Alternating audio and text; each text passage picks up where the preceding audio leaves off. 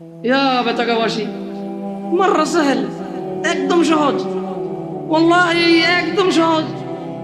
এই প্রথম রাকাতের মধ্যে সুবহান রাব্বিয়াল আযীম, সুবহান রাব্বিয়াল আযীম, সুবহান রাব্বিয়াল আযীম। দ্বিতীয় রাকাতেও সেম, তৃতীয় রাকাতেও সেম, চতুর্থ রাকাতেও সেম।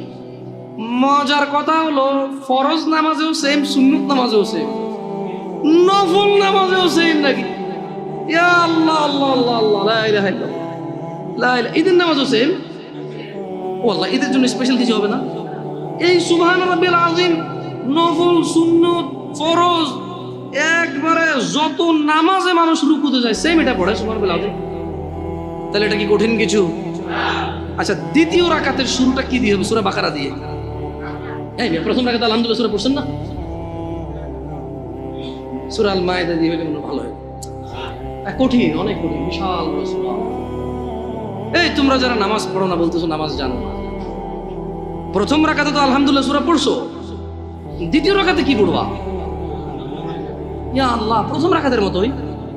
ও তাহলে আমরা তার মানে সেম সেম 1 টাকা, যেরকম ধরো এখানে 1 টাকা দুইটা নোট, দুটোটা সেম না, 1 2, তার মানে দুইটা, এই জন্য 2। তার মানে সালাত 1 রাকাত যেভাবে পড়ে 2 রাকাতও 3 রাকাতও, জাস্ট বারবার রাকাতের কারণে সংখ্যা কাউন্ট করা হয়। যেমন ফজর 2 রাকাত পড়ে 2 পড়া হয়, জোহর 4 রাকাত পড়ে 4 পড়া হয়, মাগরিব 3 পড়া হয়। বেতাকাবাসী কি বুঝতে পারছো নামাজ কঠিন কিছু না? আচ্ছা, আরেকটা প্রশ্ন,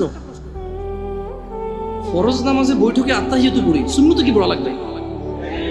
সেম। ইয়া আল্লাহ, তোমরা এই নামাজ পড়ো না, এটা কঠিন নাকি? বেতাকাবাসী, তোমাদেরকে আমি আহ্বান জানাচ্ছি সালাতের দিকে আসো।